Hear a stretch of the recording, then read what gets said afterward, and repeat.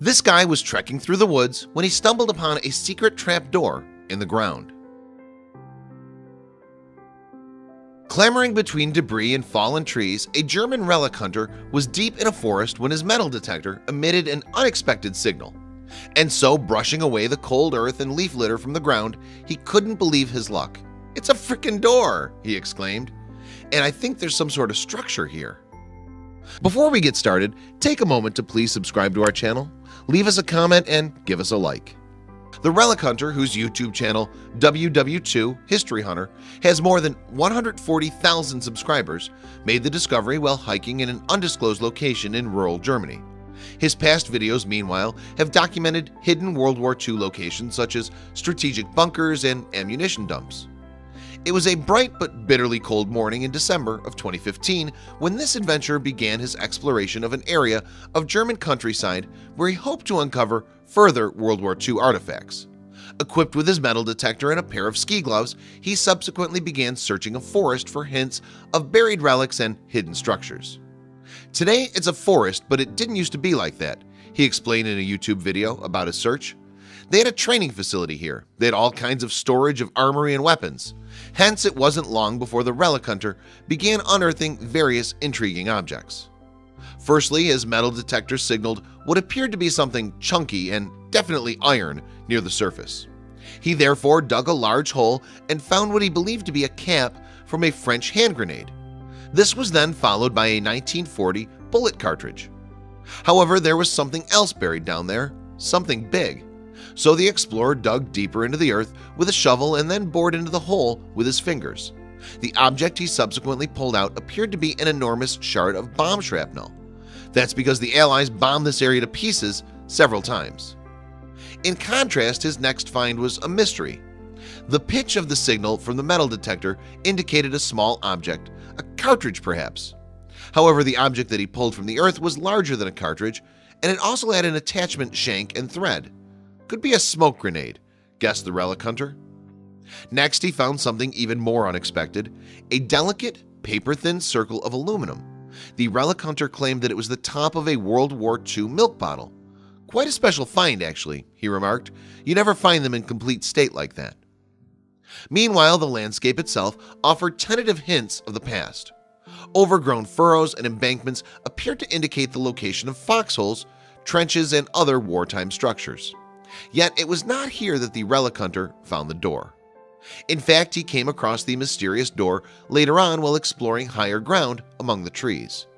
After clearing away a surface covering of earth, he located a large, square metal lid and what appeared to be a hatch leading to an underground structure. A hidden bunker, maybe.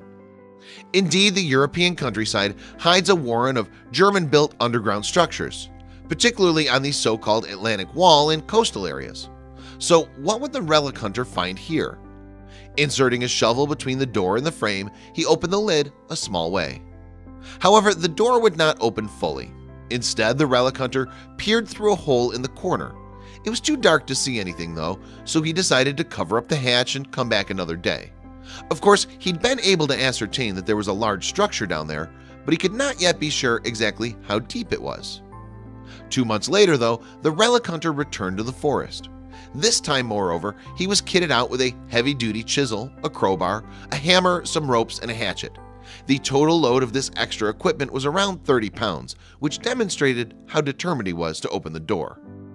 Unfortunately, this time it was even colder than it had been on his previous visit. "Some people have fun in the snow," he said. "I'm not one of those." Thankfully, though, it turned out that there was no snow in the upper part of the forest where he discovered the door. What's more, he had it open for 10 seconds using his crowbar. Finally, the relic hunter was able to look inside.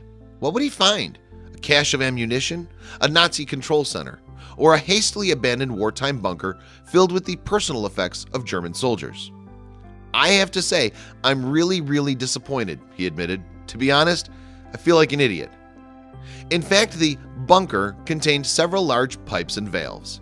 It appeared to be part of a water system. Who and what the system supplied, however, was unclear.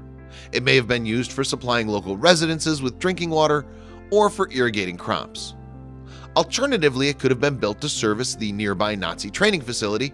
Searching the area close to the hatch, the relic hunter came across a mound and after climbing to the top of the small hill, he found a second hatch securely bolted down.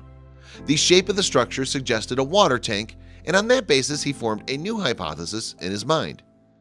According to the relic hunter, the presence of ammunition dumps at the facility would have posed a significant fire hazard. Therefore, the Germans engineered a technological solution, an ingenious fire protection system containing of a web of underground pipes. It was this supposed infrastructure that the relic hunter claimed to have found. Of course, there's no way to verify this hypothesis without further investigation, although it seems plausible. Ammunition bunkers typically feature some sort of flooding system to be used in the event of fires. Moreover, why else would a large storage tank have been installed in the middle of a remote forest?